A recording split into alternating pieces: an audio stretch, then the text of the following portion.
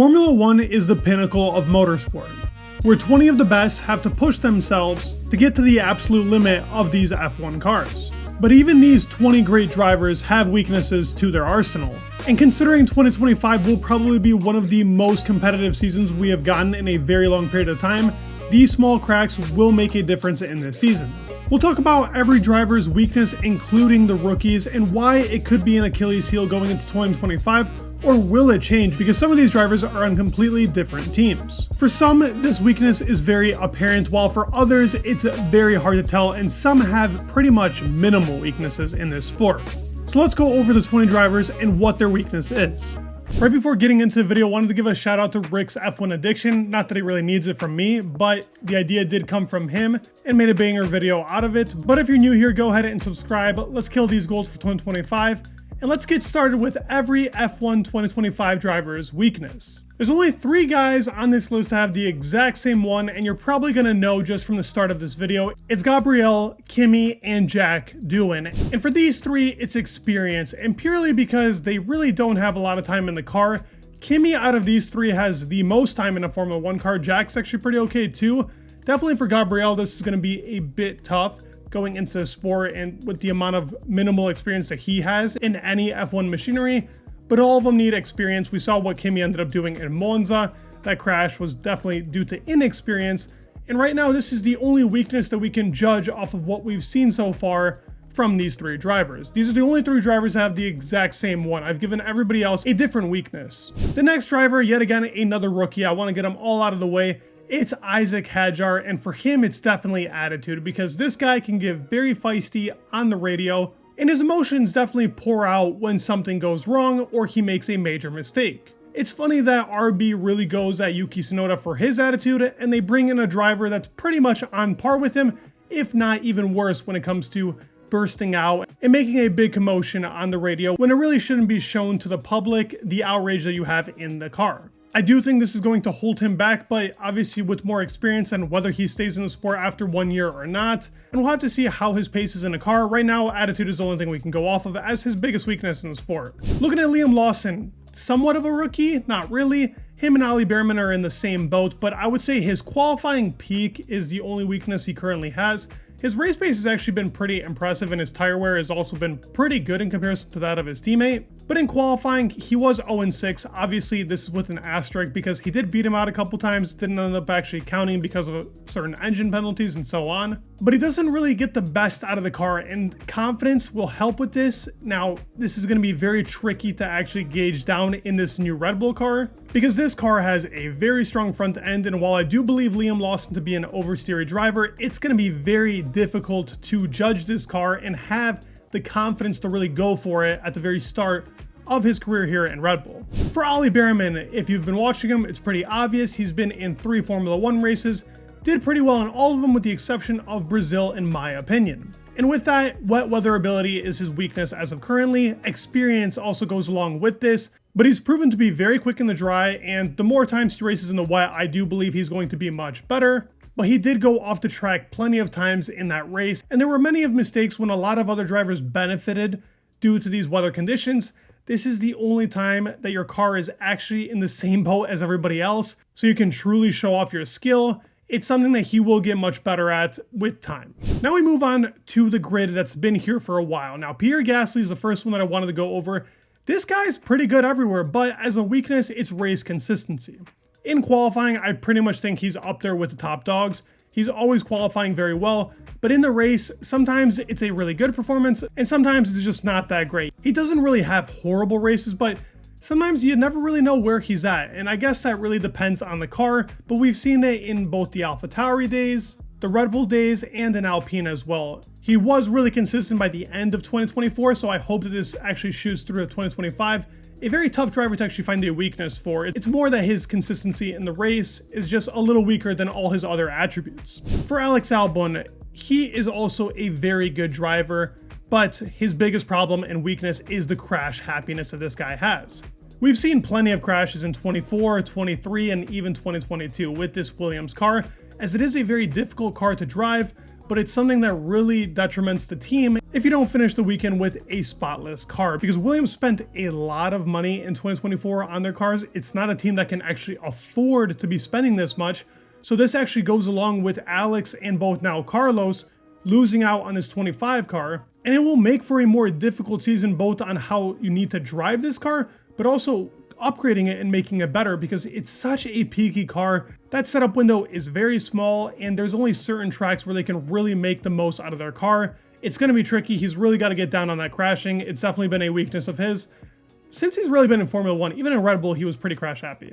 Yuki Tsunoda definitely showed up in 2024, did a pretty good 2023 season as well. I do feel like the only times we actually see Yuki do bad is when he is under pressure. It's a weakness of his. We saw that in Bahrain of 2024 when Daniel Ricciardo was let through. He ended up going for that dive bomb unnecessarily on the in-lap of the end of the race. We also then saw in 2023 when Liam Lawson just joined the team, he was a bit chaotic and was beaten out by Liam a good amount of times in 23. Same with Daniel as soon as he stepped in the seat. So when he's under pressure, that's when he actually gets more aggressive on the radio as well. And that's where we see the issues arise for Yuki, and why I do believe Red Bull is a bit hesitant on their driver. I think he's getting better, but it's still a consistent weakness with him from season to season.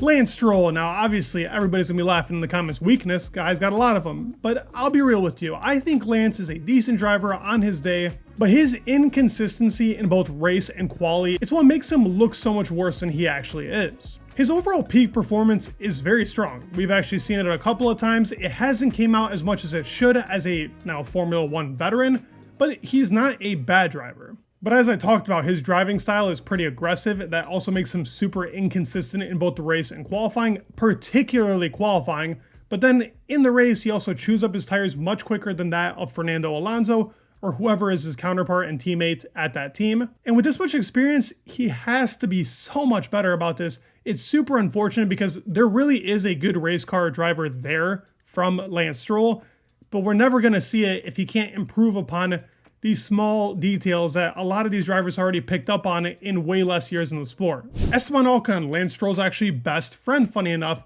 I would say his qualifying consistency is pretty bad. In a complete opposite to that of his previous teammate Pierre Gasly, he was a much better race driver in that consistency, not saying that he was better overall, but in the race he was more consistent than that of Pierre, while Pierre was much more consistent in qualifying. And this has always been something consistent in his career.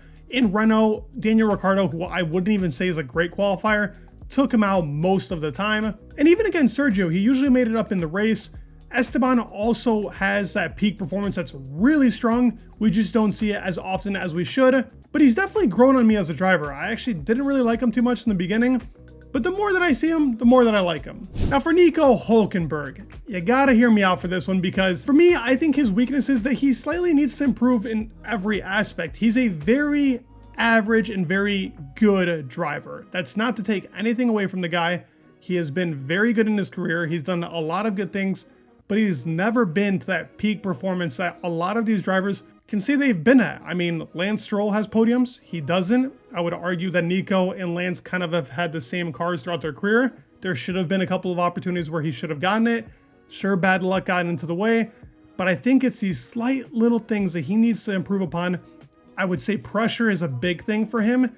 When he's under pressure, kind of like Yuki Tsunoda, that's where he ends up cracking the most, and we see a different style to Nico. But overall, a very strong driver who just needs to improve just that slightest bit. He is a lot older now too, so I'm not sure if we'll ever see that, but a very good addition to Audi or Sauber, whatever you want to call them. We're now moving on to the top drivers of really 2024 and now into 2025. These guys will be the contenders for the title. Oscar Piastri, it's race pace, and that's pretty obvious because Lando Norris throughout the season beat him pretty easily in the race on most days. Now, a Baku, for example, that was a extremely strong race by Oscar Piastri, but we never ended up actually seeing whether or not Lando was as strong as Oscar or stronger if he was up there in those positions with his teammate. I do think he's getting better. His tire management has gotten better, but the consistency from lap to lap is really the most important part. In Qatar, we saw him slip up a couple of times, and this is only one race, but there were multiple races throughout the season where Oscar wasn't at his best and was definitely a lot slower in the race in comparison to that of Lando. Now in qualifying, he's pretty much up there and sometimes even better than Lando. But with a little bit more experience, this is going to be a very important season for him, and he's got to work upon this because it's the only thing holding him back from being a championship contender. George Russell, everybody's favorite Formula One driver, the guy that's beefing with Max Verstappen. The only thing that I would say needs improvement from George is race consistency, because we've seen throughout that 2024 season, whether Lewis starts in P20 or P4, somehow him and George end up in the same position. I mean, literally, George could have been P3 and Lewis P18, and they end up getting very close to each other, either P3 and P4, P2, P3. Even in Vegas, he ended up catching up, but that also had to do with it being a very strong car. That was his probably best race when it came to consistency. In Canada, we really saw this become a problem as Max and both Lando ended up overtaking him because of him not being consistent in that race and not really having the overall pace to keep the others behind. I do think he's getting much better. We've seen that in Vegas, for example, but it's still a weakness of his, and 2025 will be a big stepping stone for him to really improve upon this and show off that he is by far the number one driver, because Kimi, he's going to be quick in qualifying. It's the race where he's really going to make the difference. Carlos Sainz, the Williams driver. Now, this guy is a very consistent driver, but his peak performance, it's not as consistent as it should be, like these top drivers, like your Leclerc, like your Max Verstappen, like your Lewis Hamilton. Those guys get up to their highest potential a lot more times than that of Carlos. He's great at picking up P5s, P6s in a very strong car, and he's always fighting for that podium position, which is impressive. But we don't see too many performances like we saw in Mexico or Australia, which is great that we saw two of them in 2024. I think he's getting to that peak performance level that he's been lacking in these previous seasons, but we needed to see more of that. Mexico was an insane performance. I feel like he was by far the best driver that weekend. Same with Australia. Leclerc could not catch him, but that top performance that Carlos can push out because he is one of the best drivers in our sport, we need to see more of it. It's currently a weakness, and that mainly has to do with the safety of how he drives. He's not a very crash-happy driver, regardless of what the 2024 Drivers' Championship says, because he did have a big crash in Baku and a couple other places. He's always up there fighting with the top. I do believe him to be one of the best drivers in our sport. We just need to see that top performance a little more often than we usually do.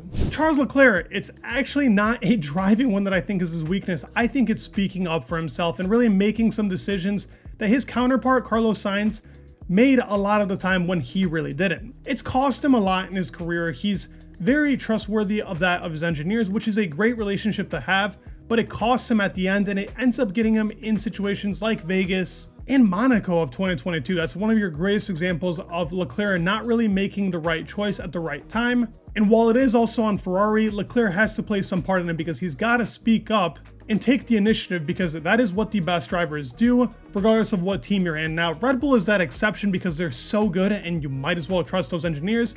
Ferrari is getting much better, and I think that has a lot to do with what even Carlos implemented to that team. I do believe Charles to be the quicker driver out of those two when they were teammates, but I think Charles has to speak up, especially now because Lewis is going to try and be that dominant player.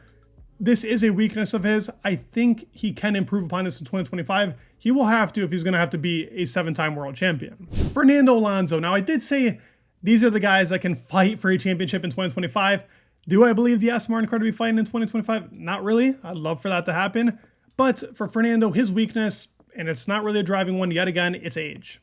And I mean that as he doesn't have a lot of time left in this sport. And while it's not deteriorating him a lot because this guy is still incredibly strong, this isn't 100% Fernando. This is probably 98, 97% Fernando, which is still an incredible driver. We saw what he did in 2023. Still had some great performances in 2024 that went under the radar. But as he gets older, he's not going to get better because he's gotten all the experience he can get. We've seen his peak performance. It's just something that unfortunately is taking away at him without him really having a choice in the matter. Lando Norris. If you saw the thumbnail, it's race starts. Obviously for him, it's been a big and weak factor for him. I think the pressure, you can do race start / pressure for Lando Norris. Whenever he's in a pressurized situation, he ends up not doing what he needs to do. He ended up staying ahead in Singapore, which was nice, but then almost crashing the car twice due to pushing way too hard unnecessarily. And I do understand he wants to put out a statement, but why do it when you have a very comfortable But why do it when you have a very comfortable victory ahead? Fucking I not say comfortable for. Abu Dhabi was actually a really good performance of him being under pressure, especially after that pit stop where he needed to perform because Oscar and Max ended up colliding in the beginning. And I do believe he's really got to show us in 2025 that this has improved and that he can take that P1 position right at the start and keep it. If he can do that, Lando Norris will be up there as almost a perfect driver. He's really quick in the race. He's much quicker than that of his teammate. In qualifying, he's got that peak performance, and him and Oscar are making the most out of the car in qualifying, but it's those starts. They're going to cost him. If these cars are really close, that'll be very costly. For Max Verstappen, the driver that I believe at the moment has no weaknesses, and I know that sounds crazy. I tried to think of something, but when a guy ends up winning 4 championships in a row, pretty convincingly, he won last year with a car that was not the best. And you can bring up a couple of things, maybe attitude, but he's also worked upon that. In Vegas, he controlled himself, ended up winning the championship. Abu Dhabi was an unnecessary move. There are mistakes in Max. He's not a perfect human, but when it comes to weaknesses, as he has stated and what I'm saying, I think Max Verstappen, as of right now, does not have a weakness. Does that mean that in a couple years' time we might see something else with a different car? It's possible, but both in qualifying, in the race, executing a strategy and finishing the race consistently is something that Max is just unstoppable in. So I have none for him. And last is the Ferrari driver, Lewis Hamilton. And yet again, as I said in the thumbnail, I think confidence is his biggest weakness, and it's something that has to be improved for 2025 if he's going to fight with Leclerc. Now, you easily could have said qualifying performance, but I think confidence goes along with qualifying performance because if you cannot extract the most out of the car, you cannot get ahead of your teammate who has more confidence to push it to the limit. And this Mercedes car did not provide that for Lewis.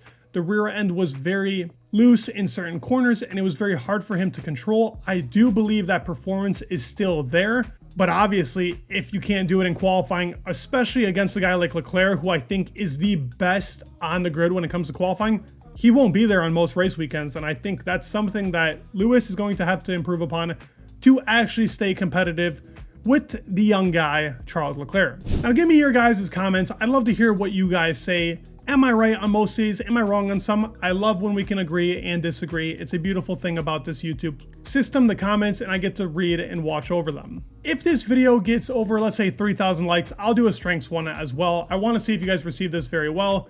Please go ahead and give it a like, subscribe. It would mean the world, and peace.